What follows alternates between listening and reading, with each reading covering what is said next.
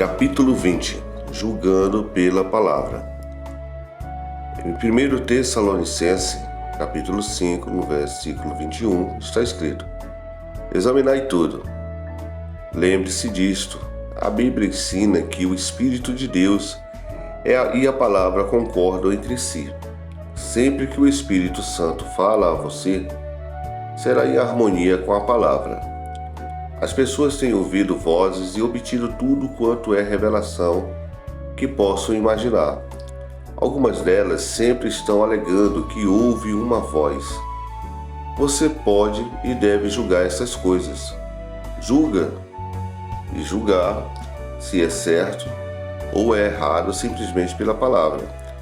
Há vários anos estava pregando na Califórnia quando certa mulher que convidara o pastor com a respectiva esposa e eu para almoçarmos na casa dela, disse: Pastor Wendy, quero contar-lhe o que o Senhor me falou. Quero dar-lhe a minha bênção.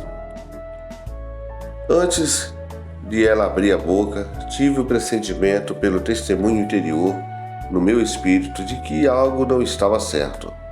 Mas ela persistiu e concordei.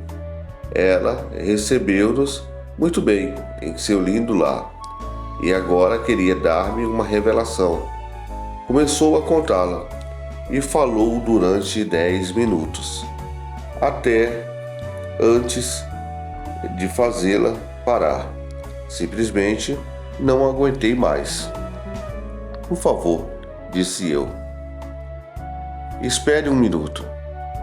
Há uma Bíblia naquela mesa, perto da cadeira. Pegue-a e abra em... Citei para ela um capítulo e versículo do Novo Testamento e falei: leia isso. Ela leu o texto, depois dei-lhe outra passagem, a qual leu também. Indiquei-lhe vários trechos das Escrituras e tudo quanto leu foi em contradição daquilo que dissera. Disse eu: está vendo? Não posso aceitar o que você está dizendo. Não está em harmonia com esse livro. Logo, não pode ser pelo Espírito de Deus. Ela retrucou: mas, irmão Andy, eu estava orando no altar. Eu falei: não me importa se estava orando na igreja. Mesmo assim, não está certo. Não está em harmonia com a palavra. Aquela mulher continuou: sim, mas sei que Deus deu isso para mim. Eu disse: não, Ele não deu. Esta aqui é a sua palavra. É o que você está dizendo, está em oposição direta com aquilo que ela diz. Você pode indicar-me qualquer trecho das Escrituras para substanciar aquilo que está dizendo? E respondeu: não, mas sei que ouvi a voz que me falou. Então continuei: acabo de indicar-lhe 5 trechos das Escrituras e, com um pouco de meditação, poderia ter-lhe oferecido 20 que contradizem aquilo que você está dizendo. Seja como for, disse ela, com ou sem a Bíblia, sei que Deus me falou e vou ficar firme nisso. Quando fomos embora, o pastor disse: não lhe queria dizer coisa alguma de antemão, mas essa senhora, tão prezada, era uma santa de Deus, abrasada pelo Senhor. Era uma bênção para a igreja. Agora foi postar fora de todas as igrejas do Evangelho pleno da cidade, porque insiste em empurrar essas coisas em todas as pessoas. Não devemos buscar vozes nem segui-las. Devemos seguir a palavra de Deus. Preguei em uma reunião no estado de Oregon no verão de 1954. No fim de um dos primeiros cultos, estava impondo as mãos nas pessoas que estavam na longa fila de oração. Cada pessoa perguntava a razão de ter ido ao culto, antes de ministrar elas. Quando cheguei perto de certa senhora, o marido, que a segurava pelo braço, disse: viemos buscar a cura de minha esposa. Ele contou-me que ela tivera esgotamento mental. Eu não sabia, mas aquela mulher havia sido em uma época professora na escola dominical naquela igreja, e que o marido dela havia sido diácono. Quando impus a mão nela, fiquei sabendo tudo a respeito de sua situação, como se tivesse visto na tela de uma televisão em uma fração de segundo. Sabia mediante o dom espiritual chamado de palavra do conhecimento. 1 Coríntios, capítulo 2, versículo 8. Vi em uma grande reunião de tabernáculo, em uma das maiores cidades de Oregon. Avistei-a sentado na congregação com milhares de pessoas. Ela ouviu o evangelista contar como Deus lhe falou em voz audível e o chamou para o ministério. Não tenho dúvidas quanto àquilo. Ela deixou de perceber, no entanto, que ele não pediu que Deus lhe falasse naquela maneira. O Senhor simplesmente o fez, segundo a vontade dele.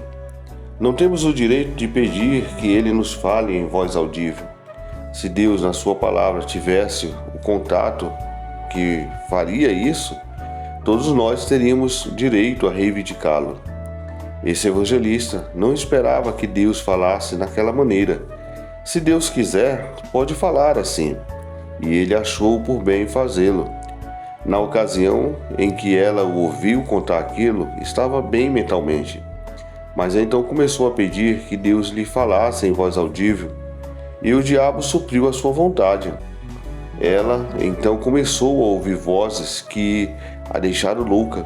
Na ocasião estava para ser internada em um manicômio pela segunda vez. Além disso, vi o seguinte no espírito: o marido a levara para aquele mesmo evangelista para que recebesse a libertação, mas ela não foi liberta. Naquele momento, o marido culpava aquele evangelista de destaque. Levara para outro ministro de destaque. Ela não recebeu também a libertação. Agora, aquele diácono estava zangado com o ministro. Eu sabia que a mulher não seria libertada se eu lhe impusesse as mãos, e o marido passaria então a ficar zangado comigo também. Afastei dela a minha mão, portanto. Disse ao homem: leve sua esposa para o escritório do pastor. Espere lá. Quando eu completar essa fila de oração, falarei com vocês. O pastor e eu fomos juntos para o escritório. Em primeiro lugar, disse eu nunca vim para o Oregon antes. Nunca vi vocês, nem sei se o pastor conhece vocês. O pastor disse: ele é um dos nossos diáconos. Então disse eu: o pastor dirá a vocês que não comentou coisa alguma comigo. Passei então a relatar o que tinha visto. O diácono falou: foi exatamente assim. Agora, eu disse, vou contar-lhe porque não ministrei a ela. Sabe, ela quer ouvir essas vozes. Falei em seguida: ela não está tão ruim mentalmente que não saiba o que estou dizendo. Ela tomou a palavra. Sei exatamente o que está dizendo. Eu continuei: irmã, você não vai ser liberta até que queira. Enquanto gostar das coisas como são, enquanto quiser ouvir essas vozes, você irá ouvi-las. Ela disse: eu quero ouvi-las. Enquanto o pecador deseja viver no pecado, Deus deixá-lo-á viver no pecado. Mas se quiser ser transformado, Deus irá ao seu encontro. Ainda que a pessoa seja cristã, não quer dizer que ela perca sua livre atuação moral. Não se torna um robô, uma máquina em que Deus toca um botão e tem de fazer tudo aquilo que ele deseja. Continua sendo um agente moral, livre, enquanto quiser que as coisas permaneçam de determinada forma, elas irão permanecer. Mas se desejar cooperar com Deus, poderá ser ajudado. Aquela mulher disse: é desse jeito que eu quero as coisas. Eu falei: sabia disso no momento em que toquei em você. E é por essa razão que não ministrei em você. Enquanto quiser que a situação seja assim, ela vai ser assim. Não procure vozes. Em 1 Coríntios, capítulo 14, versículo 10, está escrito: há, por exemplo, tanta espécie de vozes no mundo, e nenhuma delas é sem significação. Não devemos aceitar algo sem examiná-los à luz da palavra. E estou contente porque aprendi cedo algumas dessas coisas. Já mencionei a minha cura quando era jovem, simplesmente pondo em prática Marcos capítulo 11, versículo 23 e 24. Nasci com uma formação congênita no coração. Nunca corria nem brincava com as demais crianças. Fiquei confinado 4 meses antes do meu 16º aniversário. Meu corpo ficou quase totalmente paralisado. Fui me desgastando até pesar somente 40 quilos. Certo dia, perguntei ao 5º médico que tratou do meu caso: alguma coisa está errada com a minha visão ou com meu sangue? Quando o doutor Matias tirou o sangue do meu dedo e não parecia vermelha, ele disse: vou contar-lhe a verdade, filha. Vou explicar-lhe em linguagem de leigo. Os glóbulos brancos devoram os glóbulos vermelhos mais rapidamente do que você pode produzi-lo, ou do que nós, médicos, podemos tratar. Se você não tivesse problemas cardíacos e paralisia, essa doença curável no sangue seria fatal por si mesma.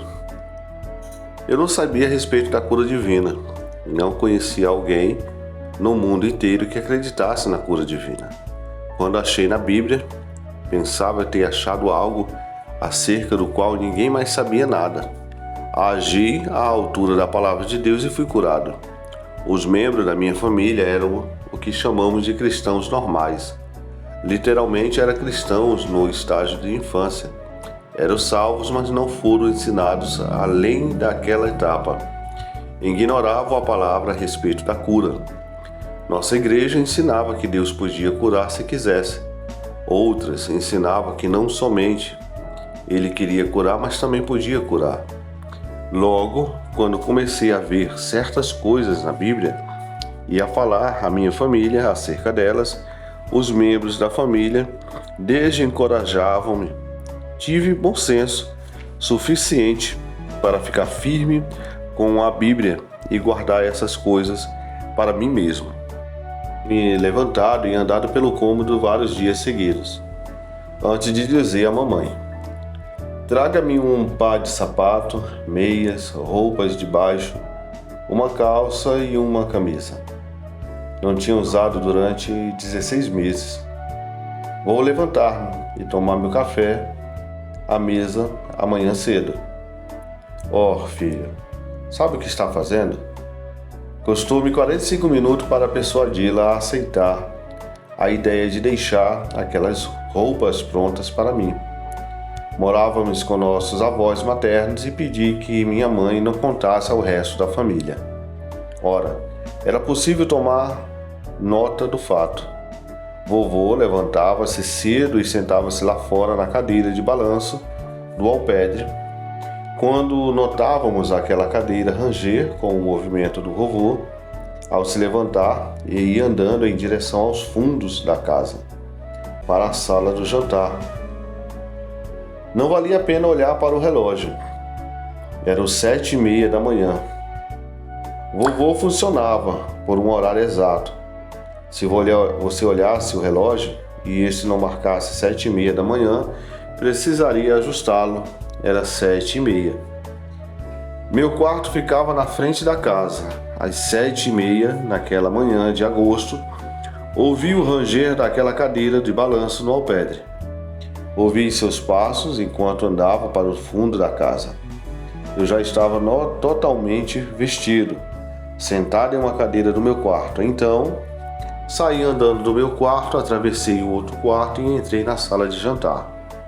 Não esperava aquilo. Vovô, um homem de poucas palavras, levantou os olhos e disse: o morto ressuscitou?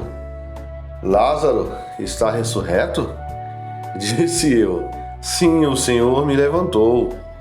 Depois pedi que eu fizesse as ações de graça pela refeição. Orei e comemos. É surpreendente quão rapidamente se pode comer, se não se falar tanto. Não se falavam à mesa do vovô, especialmente os jovens. Em 15 minutos, terminamos a refeição. Voltei para o meu quarto. Faltavam 10 minutos para as 8 horas. Sabia que mamãe entraria por volta das 8 para fazer a cama. Geralmente eu estava na cama e ela me dava banho. Apenas 2 dias antes, no dia em que fui curado, ela me banhara. Era assim o estado de incapacitação. Naquela manhã de quinta-feira, pois, embora meu coração estivesse batendo, certo, sentia-me fraco após o esforço que fizera. Pensei, portanto, vou deitar-me um pouco, atravessado da cama até que mamãe venha limpar o quarto. Depois vou sair e sentar-me com o vovô na cadeira de balanço. Tinha vontade de ir andando para a cidade por volta das 10 horas. Cochilei durante 10 minutos. Às 8 horas, de repente, fiquei bem desperto. Pensava que mamãe estivesse no quarto. Havia alguém no quarto. Não o vi, mas ouvi sua voz. Para mim, era audível. Falava em um tom monótono, lento e profundo, e até mesmo citava as Escrituras. Que é a vossa vida. Sois apenas como neblina que aparece por um instante e logo se dissipa. Houve uma pausa. Depois a voz disse: é hoje, certamente morrerá. Nem toda a voz é de Deus. A primeira voz audível que escutei era do diabo, mas não reconheci aquele fato na ocasião. Pensava que Deus estava bem no meu quarto. Fiquei sentado na cama, os pensamentos vieram à cabeça mais rapidamente do que balas de metralhadora. Sabia que Tiago disse em Tiago capítulo 4, versículo 14: digo-vos que não sabeis o que acontecerá amanhã, porque a vossa vida é um vapor que aparece por um pouco e depois se desvanece. Sabia que era um trecho da Escritura e que o Senhor mandara Isaías dizer a Ezequias, em Isaías 38:1: põe em ordem a tua casa, porque morrerás e não viverás. Além disso, durante os primeiros 6 meses preso à cama, quando eu nada sabia a respeito da cura divina, tinha orado na única dimensão que conhecia. Os médicos tinham dito que eu obrigatoriamente morreria, e aceitei o veredito deles. Orava, portanto: Senhor, deixe-me saber antes do tempo, por favor, a fim de me dar um prazo para despedir-me de todos. Então, quando ouvi aquela voz falando à minha mente, pensei: Deus agiu dessa maneira sobrenatural para deixá-lo saber que vai morrer, a fim de dar-lhe tempo para despedir-se de todos. A cura divina é certa. Você foi curado. O diabo não podia discutir esse fato. Eu já possuía a palavra quanto a isso. Sua família sabe que você foi curado. Pode ver o que aconteceu, mas lembre-se de que a palavra disse: aos homens está ordenado morrerem uma só vez. Já veio o seu tempo ordenado para morrer. Você vai morrer hoje. Levantei-me da cama. Pensava que Deus estava de pé naquele quarto. Atravessei o cômodo suavemente e sentei-me em uma cadeira ao lado da janela. Fiquei esperando a minha morte, das 8:30 da manhã até as 2:30 da tarde. Às 2:30 da tarde, enquanto estava sentado naquela cadeira, algumas palavras vieram flutuando de algum lugar lá no fundo do meu íntimo. Não sabia. Então aquilo que sei agora, mas tinha nascido do Espírito.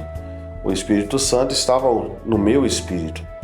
E foi ele quem escreveu a Bíblia. Os homens da antiguidade escreveram conforme foram movidos pelo Espírito Santo. O Espírito Santo sabe o que está escrito nesse livro, porque ele estava em mim. Meu espírito sabe. Em Salmo 91, verso 3, está escrito: de fato, as seguintes palavras vieram-me à mente: dar-lhe-ei a mudança de dias e lhe mostrarei a minha salvação. Não as escutei, simplesmente deixei flutuar longe de mim. Continuava sentado, esperando a morte. Salmo 91, versículo 16, também está escrito: dar-lhe-ei a mudança de dias e lhe mostrarei a minha salvação.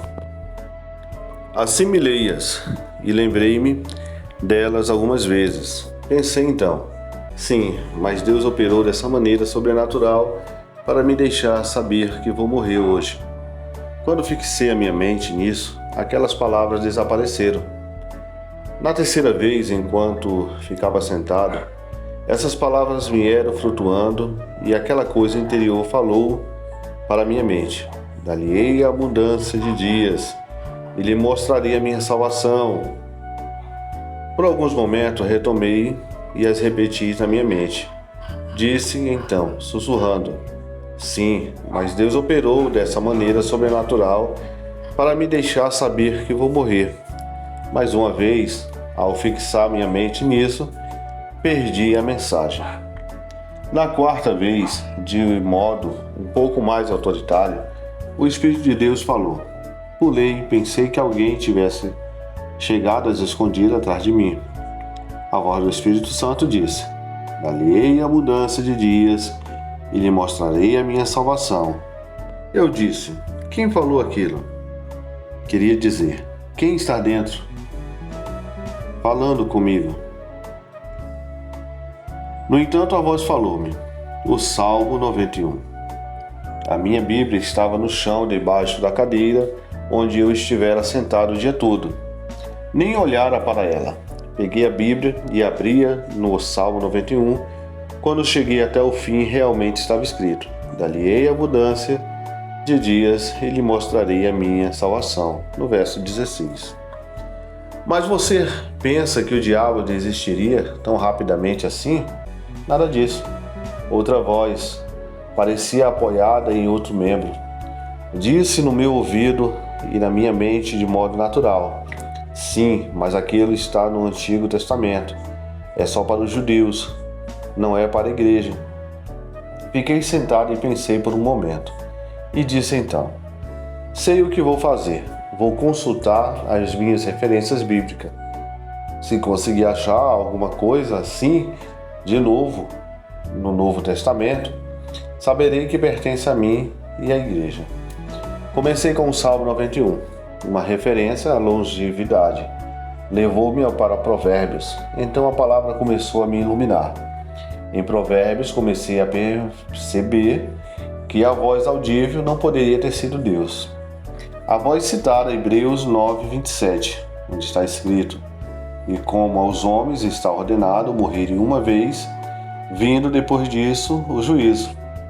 Mas passou a interpretá-lo erroneamente, porque sabia que eu não tinha conhecimento do assunto.